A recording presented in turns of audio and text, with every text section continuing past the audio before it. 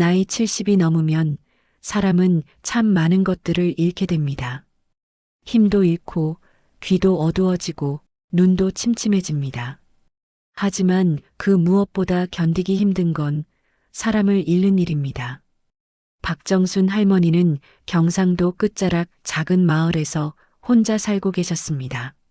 남편은 벌써 20년 전에 세상을 떠났고 외아들 성우는 그것도 벌써 3년째 연락이 없었습니다. 처음엔 한 달에 한 번씩 오던 전화가 두 달에 한 번이 되고 석 달에 한 번이 되더니 어느새 완전히 끊겨버렸습니다. 정순 할머니는 아침마다 일어나면 마루에 앉아 휴대폰을 들여다봤습니다. 혹시나 하는 마음으로요. 혹시 밤사이에 문자라도 왔을까? 부재중 전화라도 있을까? 하지만 화면은 늘 똑같았습니다. 아무 알림도 없는 검은 화면. 아이고, 정순이 또 거기 앉아서 뭐하노? 옆집 여춘매 할머니가 담장 너머로 소리쳤습니다. 70평생 이웃으로 산 춘매 할머니는 정순 할머니의 마음을 누구보다 잘 알았습니다.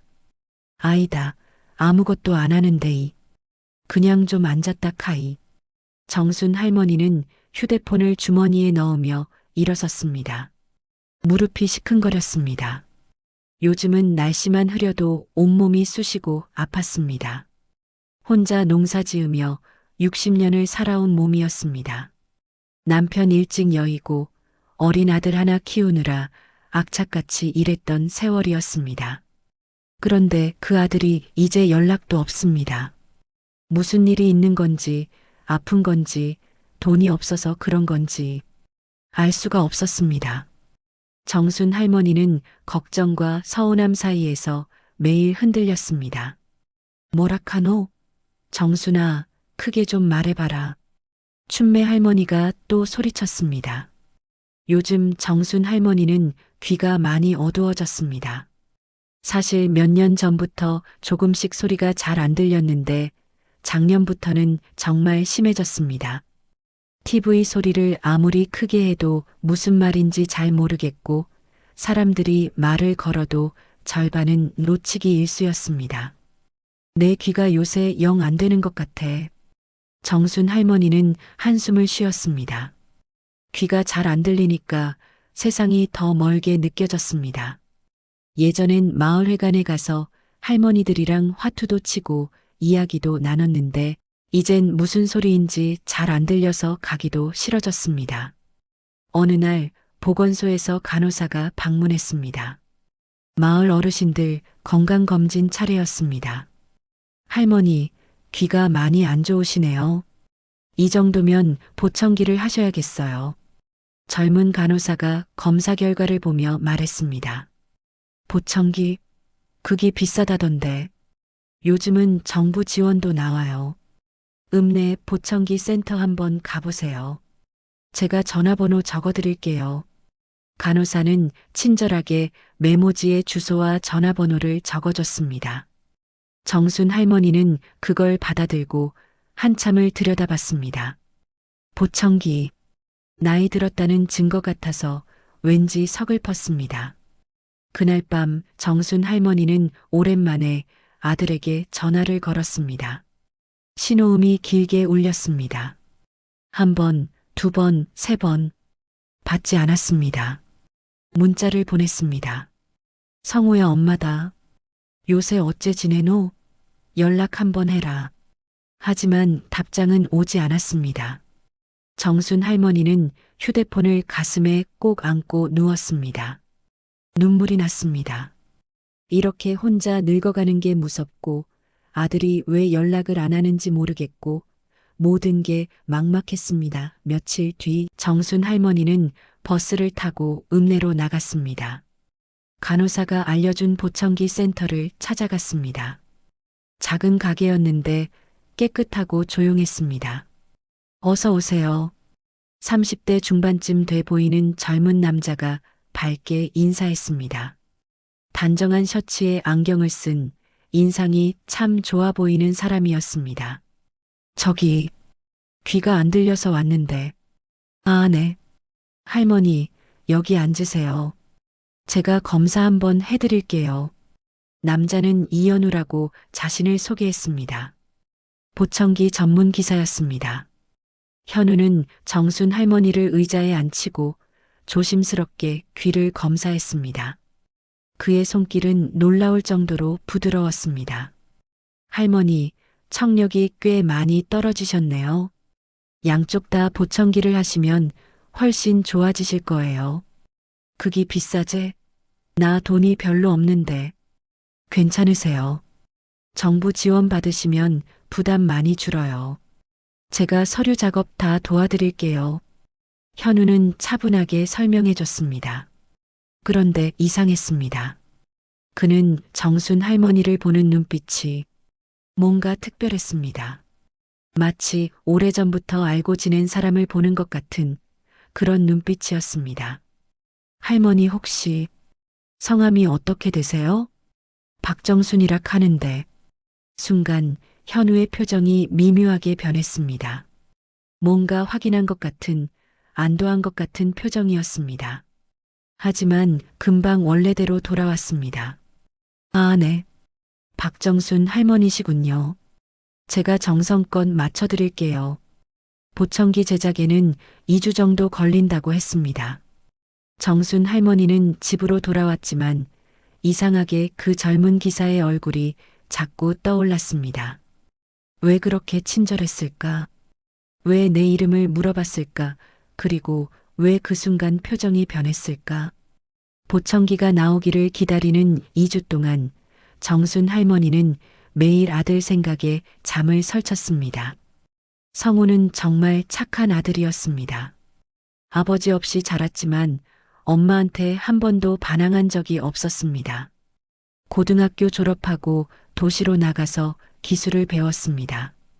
자동차 정비 기술이었습니다. 성우는 손재주가 좋았습니다.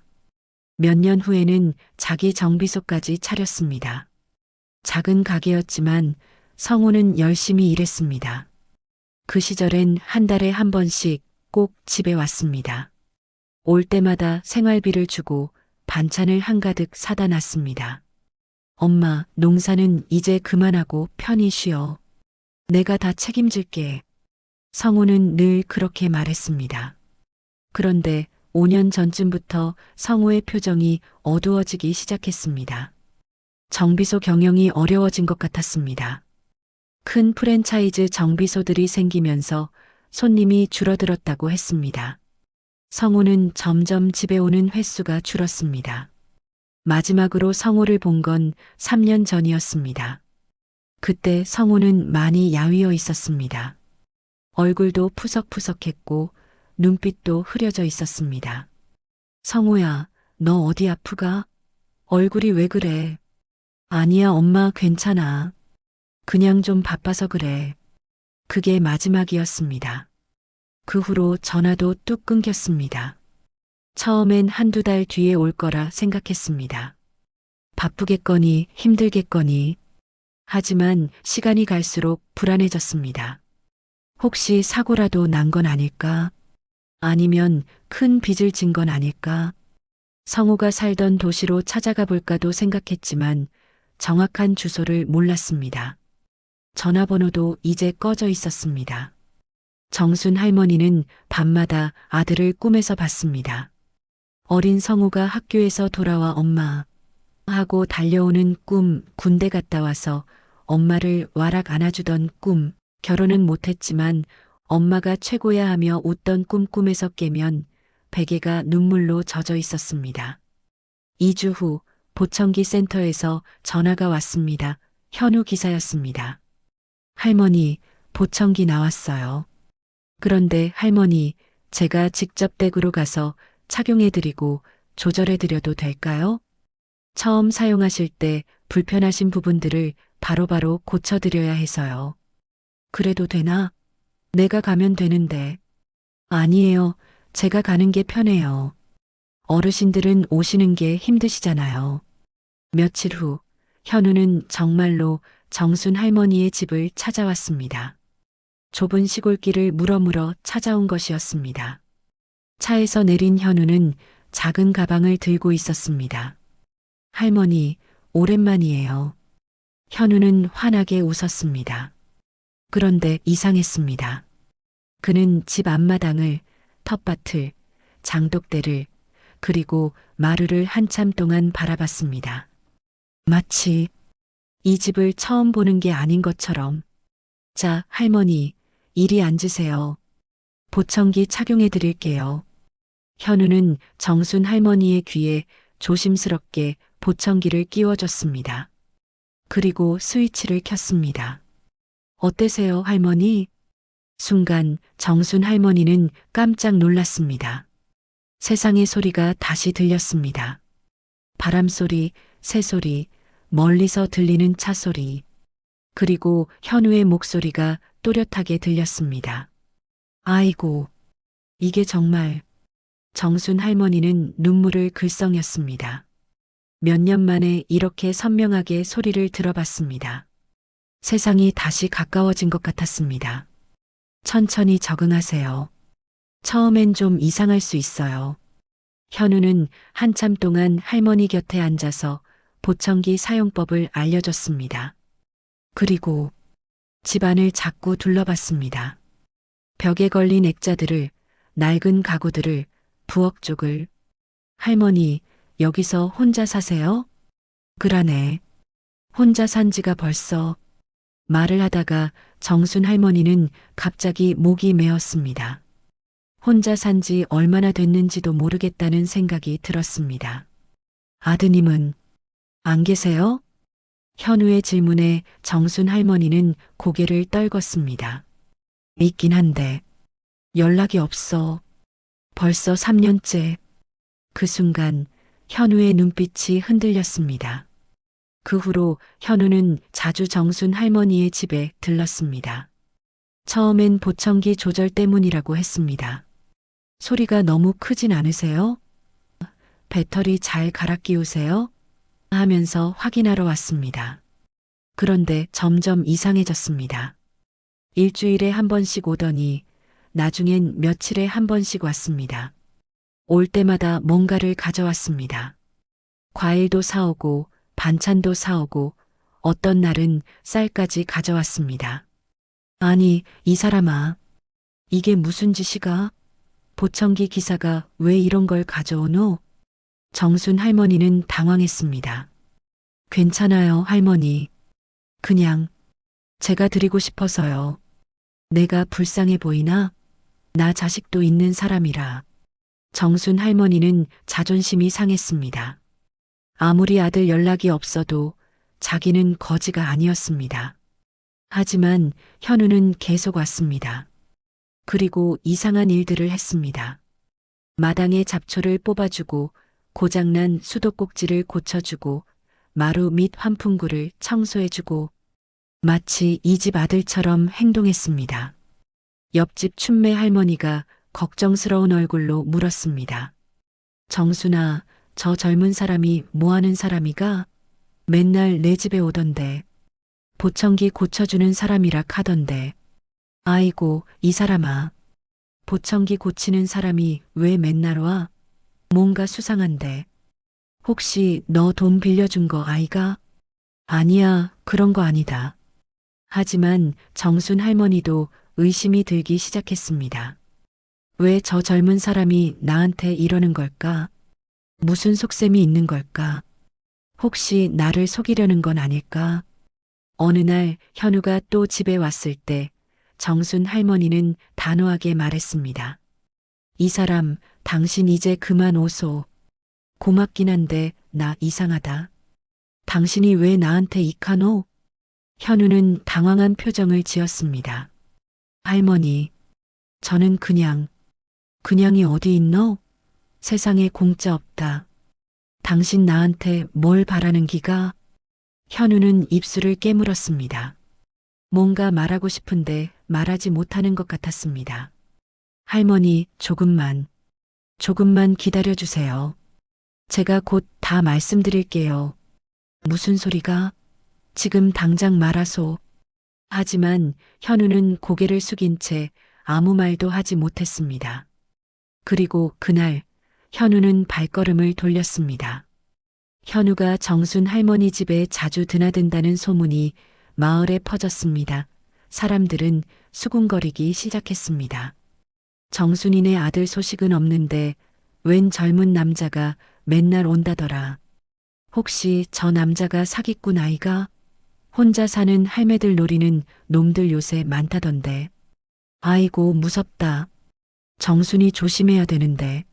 마을회관에서도 슈퍼에서도 사람들은 이 이야기를 했습니다.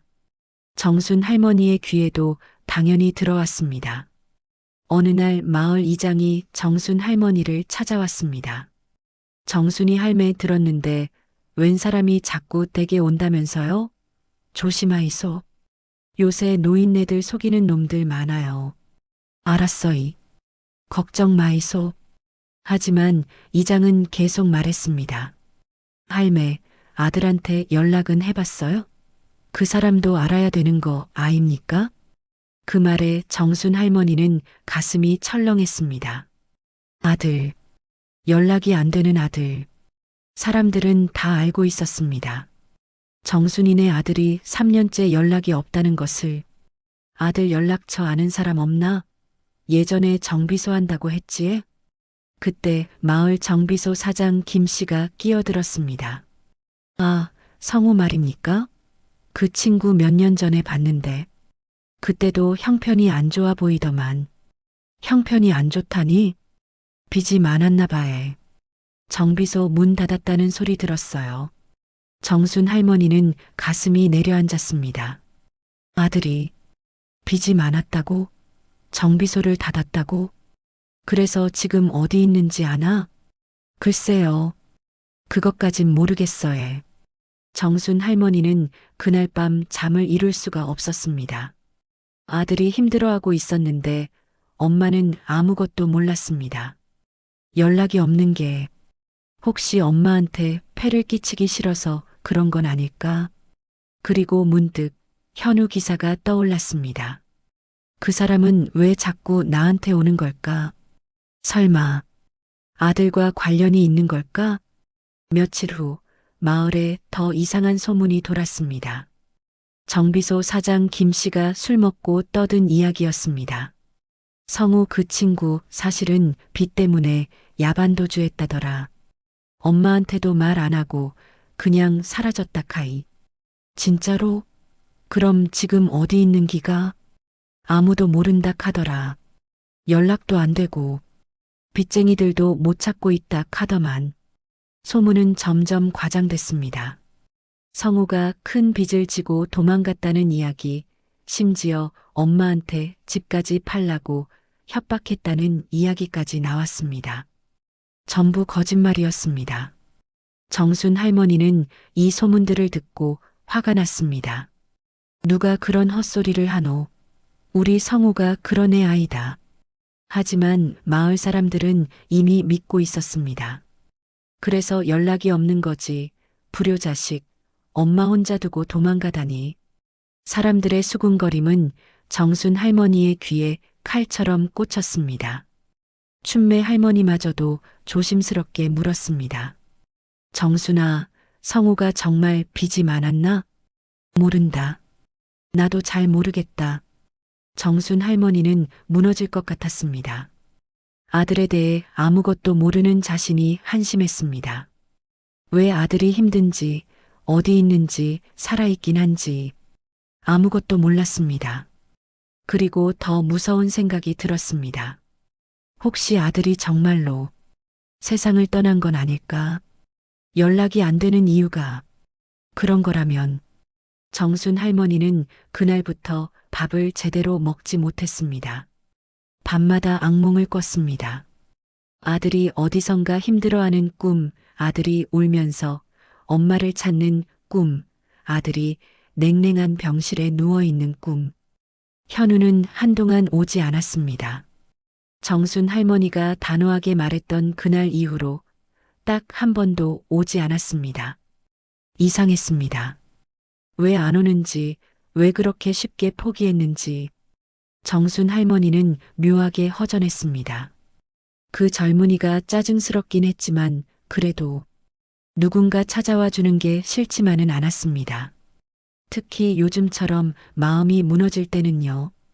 보청기는 여전히 잘 작동했습니다. 덕분에 세상 소리를 다시 들을 수 있었습니다. 하지만 들리는 소리들이 다 슬펐습니다. 마을 사람들의 수군거림, 빈집에 울리는 바람소리, 혼자 먹는 밥 씹는 소리.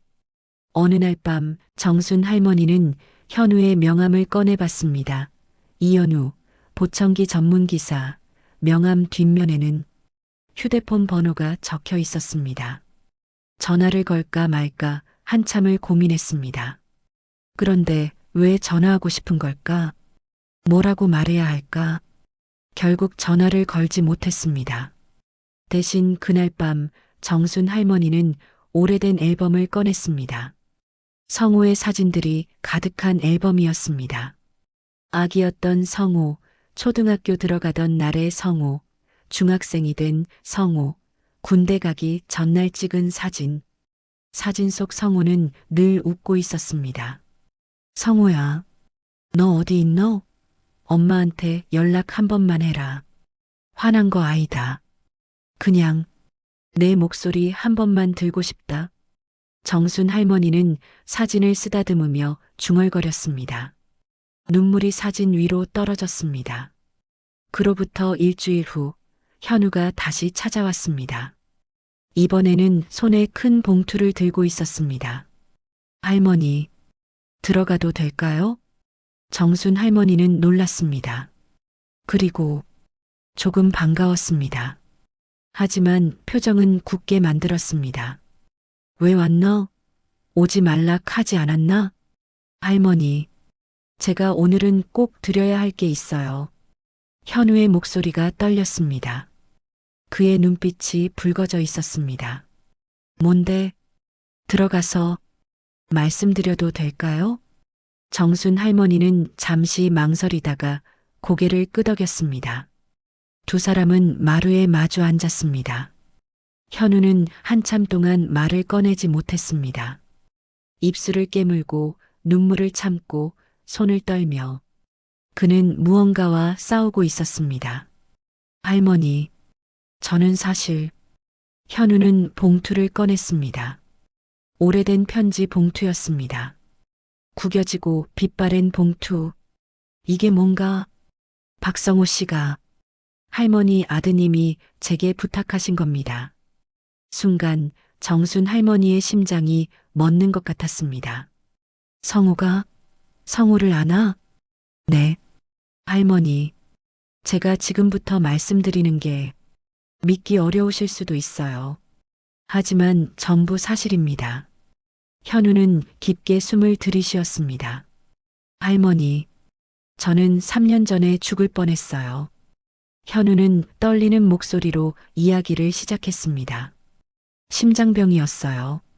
선천적으로 심장이 약했는데 30대 초반에 갑자기 악화됐어요. 의사 선생님은 이식을 받지 않으면 1년을 못 버틸 거라고 했어요. 정순 할머니는 숨을 죽이고 들었습니다. 저는 절망했어요. 젊은 나이에 죽게 됐다는 게 받아들여지지 않았어요. 가족들은 울었고 저는 매일 병실에서 기적을 기다렸어요. 그런데 현우의 눈에서 눈물이 흘러내렸습니다. 3년 전 제게 기적이 찾아왔어요. 기증자가 나타난 겁니다. 누군가가 자신의 심장을 기증해 준 거예요. 정순 할머니는 무언가 느껴졌습니다. 가슴이 쿵쿵거렸습니다. 수술은 성공했어요. 저는 살았어요. 다른 사람의 심장으로 새로운 삶을 얻었어요. 현우는 가슴에 손을 얹었습니다. 이 심장이 박성호 씨의 심장이에요. 정순 할머니는 숨이 멎는 것 같았습니다. 귀에서 윙윙 소리가 났습니다. 뭐라카노? 할머니, 아드님이 3년 전에 교통사고로 돌아가셨어요. 그리고 생전에 장기기증 서약을 하셨어요. 안 돼, 안 돼. 정순 할머니는 고개를 흔들었습니다. 믿고 싶지 않았습니다. 아드님은 마지막까지 할머니 생각을 하셨어요. 병원에서 제가 깨어났을 때 코디네이터 분이 이 편지를 주셨어요. 성호 씨가 사고 나기 전에 써두셨던 편지래요. 현우는 떨리는 손으로 편지 봉투를 정순 할머니께 내밀었습니다. 봉투 겉면에는 삐뚤빠뚤한 글씨로 적혀 있었습니다. 엄마에게. 정순 할머니는 그 글씨를 보는 순간 무너졌습니다. 정순 할머니의 손이 너무 떨려서 봉투를 열 수가 없었습니다. 현우가 조심스럽게 도와주었습니다. 낡은 편지지가 나왔습니다. 몇 번이나 접었다 펴진 흔적이 있는 편지였습니다. 정순 할머니는 보청기 덕분에 현우가 읽어주는 편지를 또렷하게 들을 수 있었습니다. 엄마, 이 편지를 쓰는 지금 엄마는 아마 내가 왜 연락을 안 하냐고 서운해하고 계실 겁니다. 미안해요, 엄마. 정말 미안해요. 사실 정비소가 2년 전에 문을 닫았어요. 경기가 안 좋아지면서 손님이 줄었고 빚이 쌓였고 결국 포기할 수밖에 없었어요. 엄마한테 말씀드리지 못한 건 엄마가 걱정하실까 봐였어요. 이렇게 무능한 아들이 부끄러웠어요. 그 후로 이것저것 일을 하면서 빚을 갚고 있어요. 밤에는 대리운전도 하고 낮에는 공사판에서 일도 해요. 힘들긴 하지만 괜찮아요. 젊을 때 고생은 사서도 한다잖아요. 그런데 엄마, 제가 요즘 자꾸 이런 생각을 해요. 내가 만약 갑자기 죽으면 어떡하나? 엄마는 어떡하나? 그래서 장기기증 서약을 했어요. 제 몸이라도 누군가에게 도움이 될 수 있다면 좋겠어요. 엄마, 저는 효자는 못 됐지만 엄마를 정말 사랑해요. 어렸을 때 아빠 없이 저 혼자 키우시느라 얼마나 힘드셨어요. 엄마가 밭에서 일하시는 걸 보면서 저는 늘 다짐했어요. 커서 꼭 엄마 편하게 해드려야지. 그런데 이렇게 됐네요. 지금도 매일 엄마 생각을 해요. 밤에 잠들기 전 아침에 일어나서 길을 걷다가도 문득문득 엄마 얼굴이 떠올라요. 보고 싶어요, 엄마. 조금만 기다려주세요. 제가 다시 일어설게요. 빚 다 갚고 돈 좀 모으면 그때 당당하게 찾아갈게요. 엄마한테 용돈도 드리고 맛있는 것도 사드리고 여행도 같이 가요. 그때까지 건강하게 계세요. 농사일은 무리하지 마시고요. 혼자 계시니까 외로우시죠? 저도 외로워요. 하지만 우리 조금만 참아요. 엄마 사랑해요. 세상에서 제일 사랑해요. 성우가 편지를 다 듣는 동안 정순 할머니는 소리 없이 울었습니다. 눈물이 주름진 얼굴을 타고 흘러내렸습니다. 가슴이 찢어지는 것 같았습니다. 성우는 힘들었구나. 혼자 그렇게 힘들게 살았구나. 엄마한테 말도 못하고 걱정시키기 싫어서 부끄럽다고 생각해서 혼자 다 견뎠구나. 우리 성우가, 우리 아들이. 정순 할머니는 말을 잇지 못하고 흐느꼈습니다. 현우도 함께 울었습니다. 두 사람은 한참을 그렇게 울었습니다. 한참 후 정순 할머니가 물었습니다. 사고는 어떻게 난 거고? 현우는 눈물을 닦으며 말했습니다. 대리운전을 하시다가 빗길에 미끄러진 차를 피하려다 사고가 났대요. 그 차에는 임산부가 타고 있었대요. 성호 씨가 핸들을 꺾지 않았으면 그 차가 큰 사고를 당했을 거래요. 정순 할머니는 또 눈물이 났습니다. 우리 성호가 끝까지 남을 생각한 거구나. 병원에서 뇌사 판정을 받으셨어요. 그리고 생전에 하신 장기기증 서약대로 여러 사람들에게 생명을 나눠주셨어요. 현우는 가슴에 손을 얹었습니다. 저는 그 중 한 명이에요. 성호 씨의 심장으로 살아난 사람이에요. 그래서 저는 이 생명을 소중히 써야 한다고 생각했어요. 그리고 성호 씨가 하지 못한 일들을 대신 해드려야 한다고 생각했어요. 정순 할머니는 고개를 들었습니다. 그래서 나한테 온 기가? 네. 성호 씨가 남기신 편지에 할머니 이름이 적혀 있었어요. 주소는 없었지만 마을 이름만 있었어요. 저는 몇 달 동안 이 지역을 찾아다녔어요. 박정순이라는 이름을 수십 번 물어봤어요. 현우는 미소 지었습니다. 그러다가 보청기 센터에 온 할머니를 만난 거예요. 이름을 듣는 순간 이분이다 싶었어요. 그래서 확인하고 싶었어요. 성호 씨가 그렇게 사랑하신 어머니가 어떤 분인지, 어떻게 사시는지. 정순 할머니는 현우를 바라봤습니다. 그제야 알았습니다. 왜 이 젊은이가 자신에게 그렇게 친절했는지, 왜 자꾸 찾아왔는지, 왜 집안일을 도와줬는지. 당신이 우리 성호의 심장을 가지고 있다 하는 기가? 네, 할머니. 정순 할머니는 현우에게 다가갔습니다. 그리고 떨리는 손으로 그의 가슴에 손을 얹었습니다. 콩닥콩닥. 심장 뛰는 소리가 느껴졌습니다. 살아있는 심장. 성호의 심장. 여전히 뛰고 있는 아들의 심장. 성호야. 정순 할머니는 현우를 껴안았습니다. 그리고 아이처럼 울었습니다. 현우도 할머니를 꼭 안았습니다. 할머니. 성호 씨는 정말 대단한 분이었어요. 마지막까지 남을 생각하셨어요. 그리고 저 같은 사람에게 새 생명을 주셨어요. 고맙다. 고맙다. 우리 성호 덕분에 살았구나. 두 사람은 한참을 안고 울었습니다. 슬픔과 감사, 아픔과 치유가 뒤섞인 눈물이었습니다. 이제 오해가 풀리고 정의가 구현되는 부분입니다. 마을 사람들이 진실을 알게 되고 성호에 대한 억울한 소문이 해소됩니다. 며칠 후 마을회관에서 작은 모임이 있었습니다. 정순 할머니가 마을 사람들을 불러 모은 것이었습니다. 현우도 함께했습니다. 사람들은 궁금한 얼굴로 모여들었습니다. 그 젊은 남자가 누구인지 무슨 일인지 궁금했습니다. 정순 할머니가 입을 열었습니다. 여러분, 오늘 다들 모여주셔서 고맙습니다. 제가 오늘 다 말씀드리고 싶은 게 있어서 이렇게 부탁드렸습니다. 사람들은 숨죽이며 들었습니다. 우리 성우가 3년 전에 세상을 떠났습니다. 사람들이 술렁거렸습니다. 정비소 김 사장이 놀란 얼굴로 물었습니다. 뭐라고요? 성우가? 교통사고였습니다.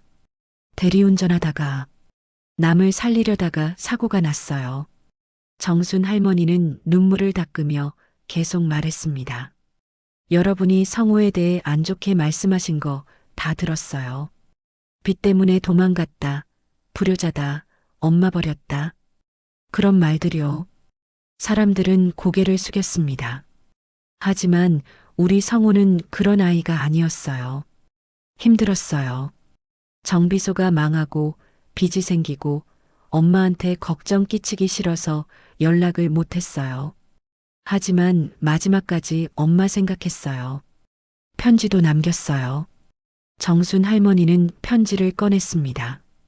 그리고 떨리는 목소리로 편지의 일부를 읽어줬습니다. 엄마, 저는 효자는 못 됐지만 엄마를 정말 사랑해요. 이렇게 적혀 있었어요. 마을 사람들은 숙연해졌습니다. 여춘매 할머니는 눈물을 흘렸습니다. 그리고 이분은 정순 할머니는 현우를 가리켰습니다. 우리 성호가 장기 기증한 덕분에 살아난 사람입니다. 성호의 심장을 받아서 새 생명을 얻었어요. 그리고 성호가 하지 못한 효도를 대신해 주러 온 거예요. 현우가 일어나서 인사했습니다. 안녕하세요. 저는 이현우입니다. 3년 전 박성호 씨의 심장으로 살아났습니다. 성호 씨는 제게 생명의 은인이세요. 그래서 제가 할머니를 돌봐드리고 싶었어요. 마을 사람들은 감동했습니다. 정비소 김 사장은 손으로 얼굴을 가렸습니다. 내가 잘못 알았구만. 성우한테 미안하네. 이장도 고개를 숙였습니다. 정순이 할매, 우리가 잘못했어에. 성우가 그런 훌륭한 사람인 줄 몰랐어에. 정순 할머니는 고개를 저었습니다. 괜찮습니다. 다들 몰라서 그러신 거죠. 하지만 이제 알아주세요. 우리 성우가 어떤 아이였는지, 어떻게 살다 갔는지. 그날 마을 사람들은 박성호에 대한 오해를 모두 풀었습니다. 그리고 그의 희생을 기억하기로 했습니다. 그 후로 정순 할머니의 삶은 조금씩 달라졌습니다. 여전히 혼자 살았지만 더 이상 외롭지 않았습니다. 현우는 일주일에 한 번씩 꼭 찾아왔습니다. 이제는 의심이나 불안 없이 진짜 가족처럼 만났습니다.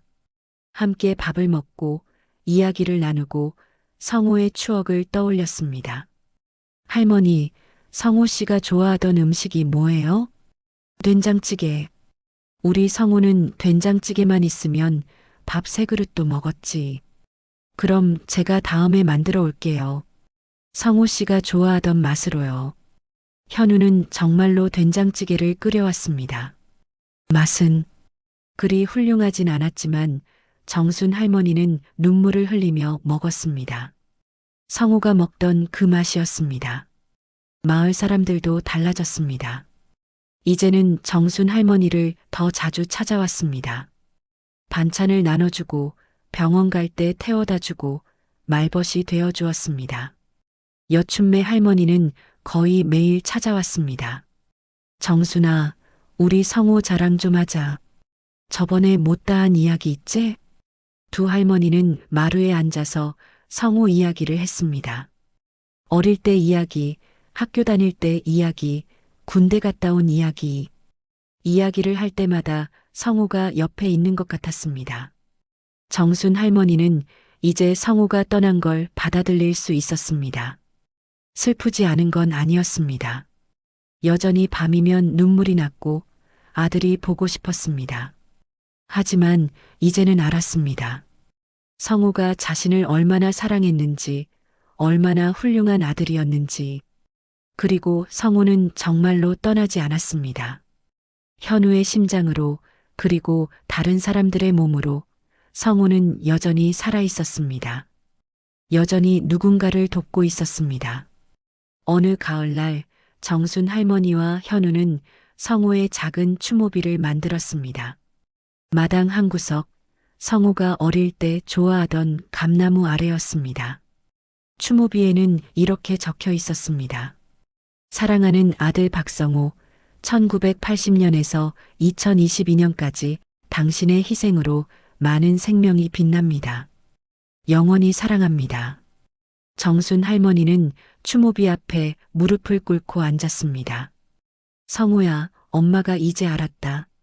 내가 얼마나 엄마를 사랑했는지, 얼마나 힘들었는지 다 알았다. 미안하다, 아가. 엄마가 몰라줘서 미안하다. 눈물이 떨어졌습니다. 하지만 이제는 원망이 아니었습니다. 사랑이었습니다. 그리움이었습니다. 감사였습니다. 현우가 할머니 옆에 앉았습니다. 할머니, 저도 여기 와도 될까요? 그럼 와라. 너도 우리 가족이제. 현우는 추모비 앞에 절을 했습니다.